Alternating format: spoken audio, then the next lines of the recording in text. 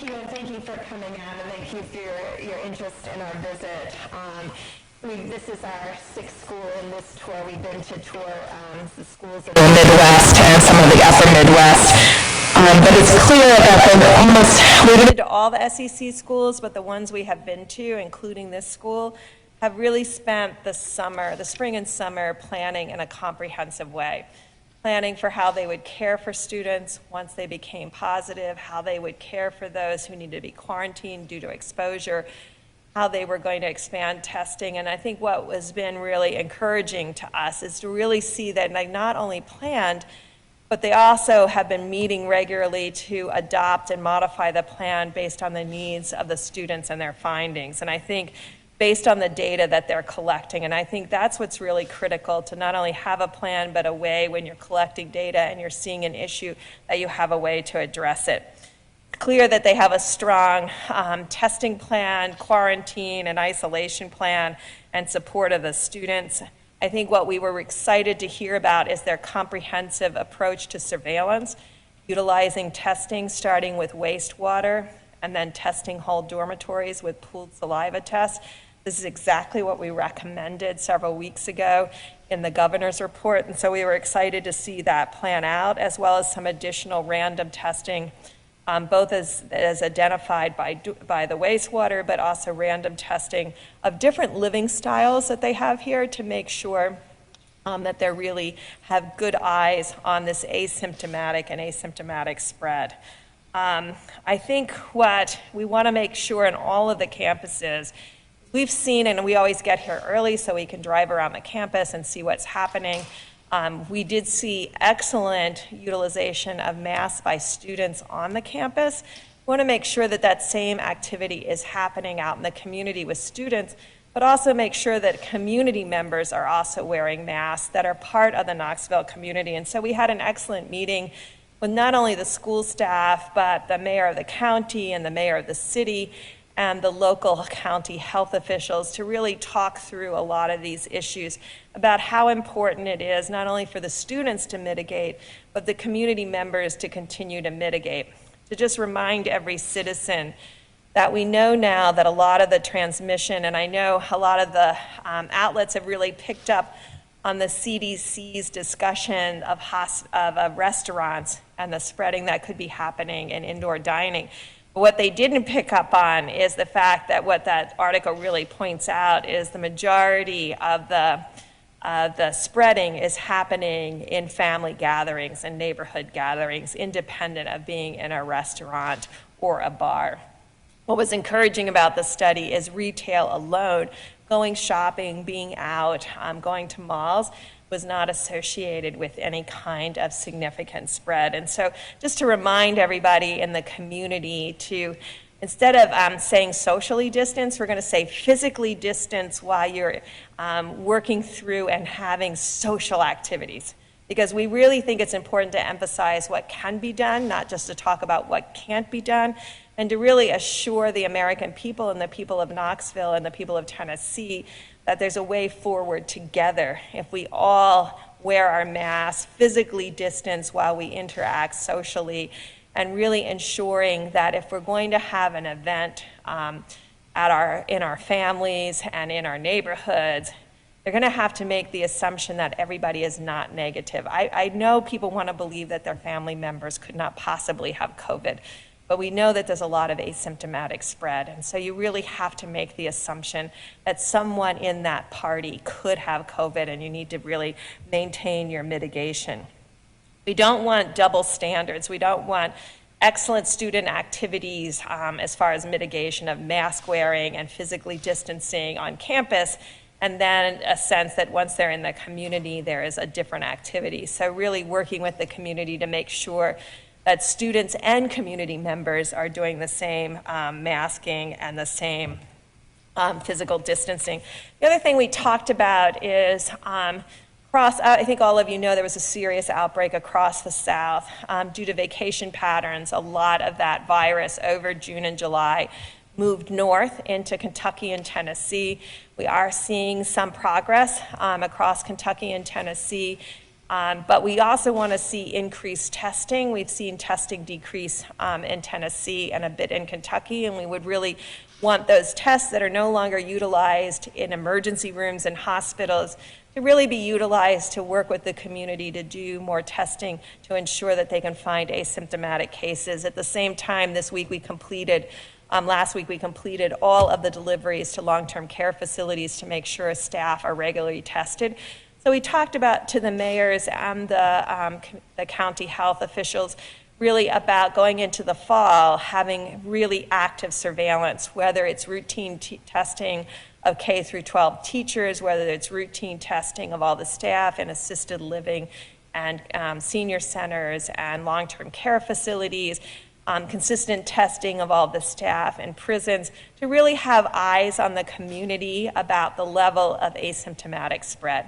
We think that's going to be really critical going into the fall. We can't rely on symptoms as our sole indicator that we have cases circulating in the community, as we know that probably half or more of those cases, and if you're a young person, way over half are asymptomatic, and we want to pick up both asymptomatic and symptomatic spread. So the university is doing a great job with symptomatic testing.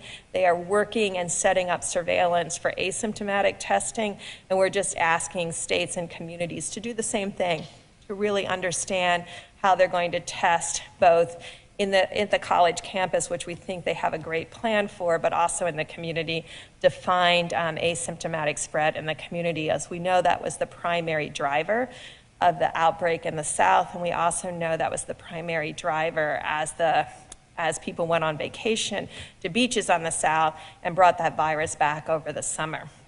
And so although we see improvement across the country, particularly starting with the South, we do see virus moving up through the Midwest, up into the upper Midwest, and we still see virus moving into Kentucky and Tennessee from the late vacation patterns of August. So I'll stop there and see if there's any questions.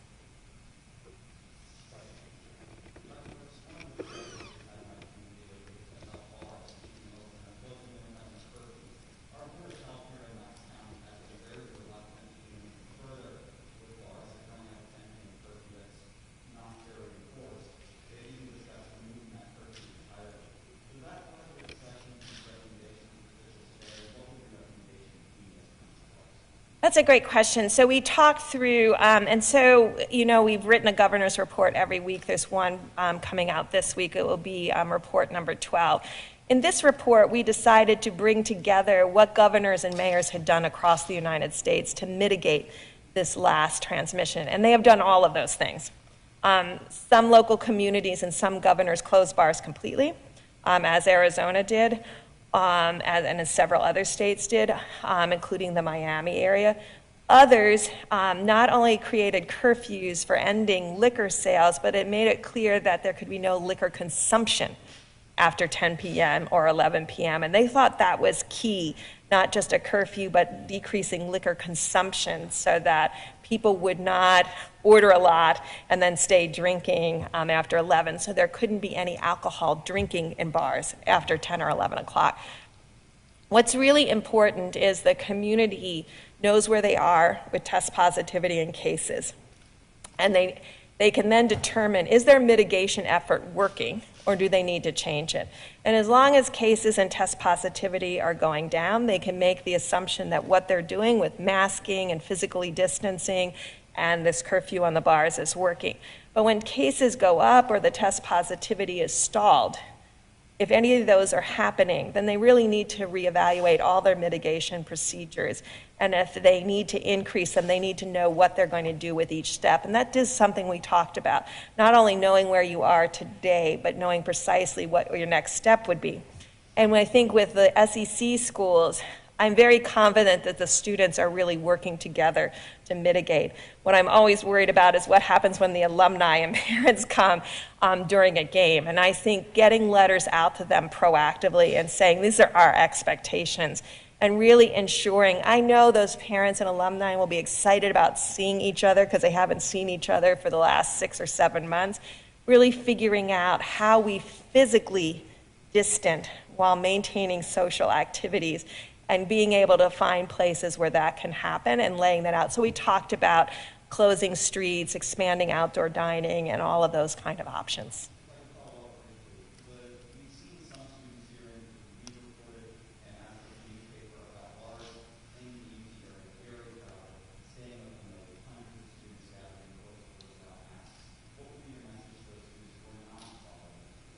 Well, to every student that's not following those rules, what you're creating is super spreader events. And we know those are. We know that that's happened in community after community. We don't want it to happen here. And so really calling on every student, it's a responsibility to be in college. I know it's also a freedom to be in college, but no matter where we are in our life, we have both freedom and responsibility, and I think every student needs to understand it's their responsibility not to participate in super spreader events. And I think that's hard on everybody, but I think we can get through this together by knowing this is a short-term sacrifice we're all making for our future together.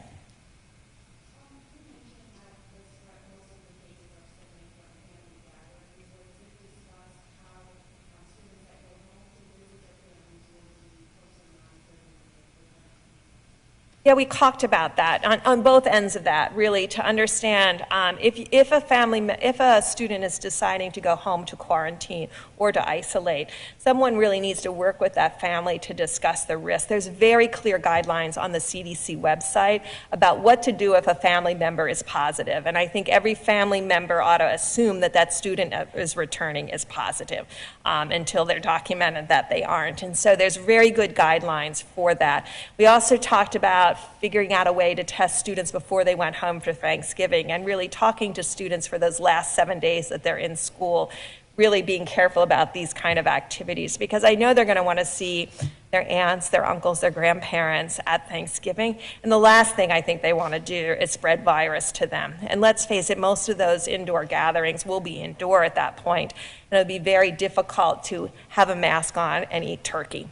So really figuring out physical distancing and really figuring out the social responsibility that each student needs to take to ensure they don't bring virus home, and then also to ensure they don't bring virus back to campus. Thank you for being here. The current case number at UT for active cases upwards of 759, and the current self-isolation quarantine upwards of 2,487. Obviously, those numbers are not ideal, but we want to prevent spread both inside the community and outside the community. There's a lot of discussions on campus happening around closing down in-person classes and going fully online. What is your advice on that? And is it more dangerous to close down and potentially risk spreading outside Knoxville, or to remain within Knoxville and potentially spread among the community? I think there's three things, and that's an excellent question. The first one of it is, remember, about 80% of students, no matter what university you're with, have off-campus housing and are off-campus, and really ensuring that there's surveillance activities for the students who are off-campus. And I want to really applaud the students who are coming forward and getting tested, because that's the way we can figure out where the virus is. But the second thing is we also talked to the university about really working with the students to do serial testing for people who are in quarantine. Because a lot of our data is from the March-April timeframe, and we really want to know, do students have to quarantine for 14 days?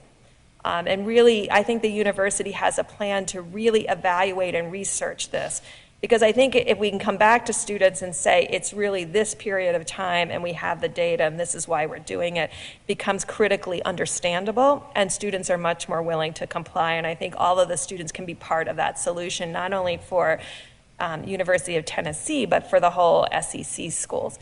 Third, we think the most dangerous thing is to close a university or stop having classes, because then you have no eyes on students. And I think the in-person classes, the way they are socially distanced in this university and every university we've seen, is remarkable. I just want to say the planning that the SEC schools did to really ensure that every classroom was set up to protect the faculty, social distance, physically distance the students, is really quite good. So I'm confident that a large number of students are not being infected in the classroom. And so we believe that keeping those resources and the support in a university that's used to supporting students, I know this is a difficult time and an unusual time, But universities know how to support students through mental health issues, through anxiety, through academic workloads. The worst thing you could do is have a student feeling even more isolated, which I think online classes do. So having a hybrid, having a mix, critical. Once universities have brought students back to campus, the most dangerous thing they could do is close the university completely and go to online. Because then you have both the 70–80% of students that are in off-campus housing who are not returning home. They rented that space, they're staying in that space, and now they're not linked to their friends, and they're going to create other kinds of off-campus gatherings. And so we're here to both hear the plans, really talk through the plans, which we think are extraordinary and strong, and most importantly, data-driven and willing to adapt, and really focused on both protecting the students and the community. And that's been really very important to see.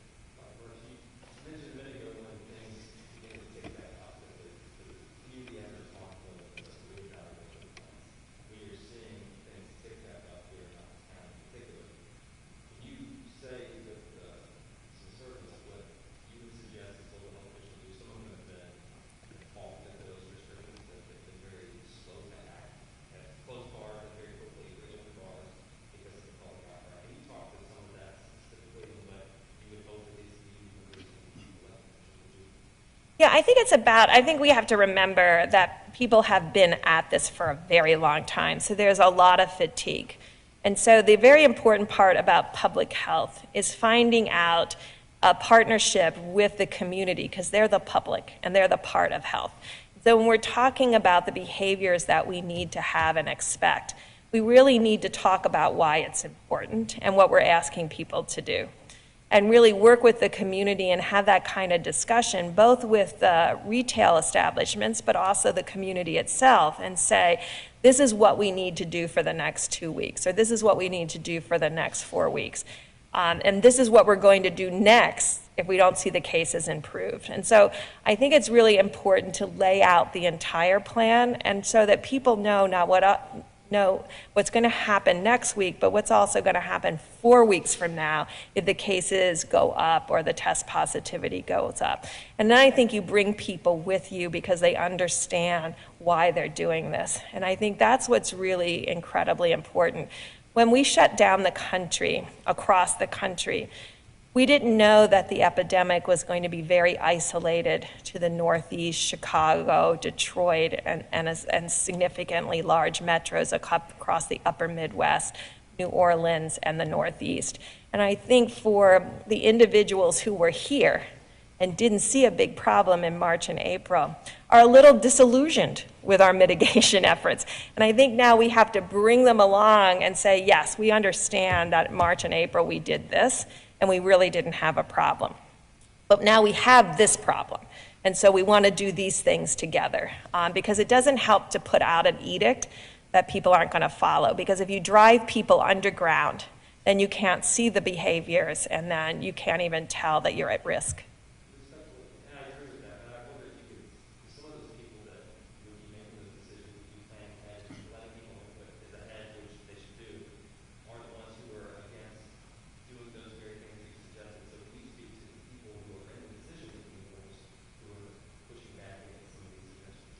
So what we have done with the governor's report, and I'm really excited about this week's governor's report, because what it includes, we've been to 28 states now. We've been on the road since about 30 June. And it's really been extraordinarily valuable. And I want to assure both the people here in Knoxville and the people across Tennessee, every governor and every mayor I have met has been focused on really protecting their community. And that's been very encouraging.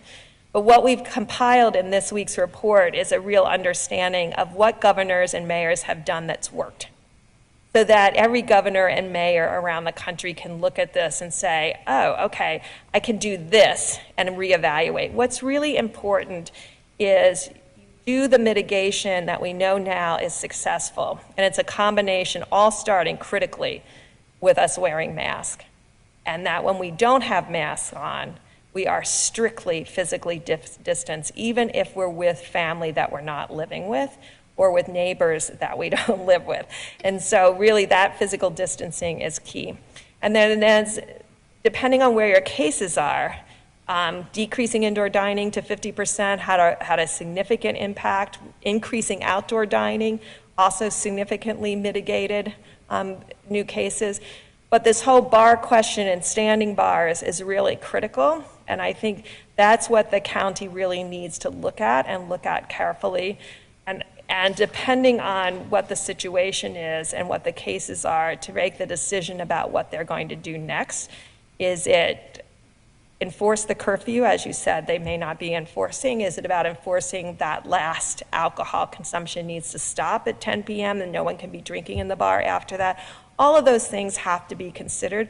But what we have found is the local officials do know their community the best and really needs to find that path forward that the community and they can come together on. Because if you make a restriction that the community won't follow, then it doesn't help to mitigate. So really finding where that dialogue is. But to everybody in Tennessee, we can make even more progress together if we all wear our mask. I know some of you believe you live in rural areas. I can tell you that the virus is in rural areas and urban areas, and the virus is infecting Republicans and Democrats and independent equally. This is not a political issue, and we all have to mitigate together. Dr. Birx, I just wanted to ask you about the fall travel. You mentioned summer travel. Do you see another spike coming into the fall when people start having fall breaks?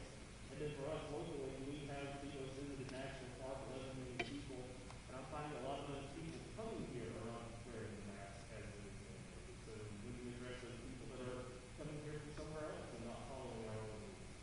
You know, I think that's why retail is so important. As we've traveled across the country, we've seen a lot of people moving around. And the reason these mask mandates, either locally or statewide, are important is because it's the retailers then reinforce that message. And so we've seen across this country, whether you're in Oklahoma, or you're in Iowa, or you're in Louisiana, or in Tennessee, when the retailers post no mask, no entry, it reinforces that behavior. And I've seen so many people at every gas station go back to their car and get their mask. And so it is breaking through, and I think as long as your retailers, particularly your gas stations, are enforcing that, it reminds them all the time that that's the level of expectation. Now, we probably have been in 40 or 50 hotels, and we've been in 40 or 50 restaurants, and we've been in every Starbucks in every single state across the Starbucks enforcing social distancing and physical distancing. All of these places are doing their part, and I think it reminds the citizens every day that they need to do their part too. Thank you so much, and thank you for your work that you're doing.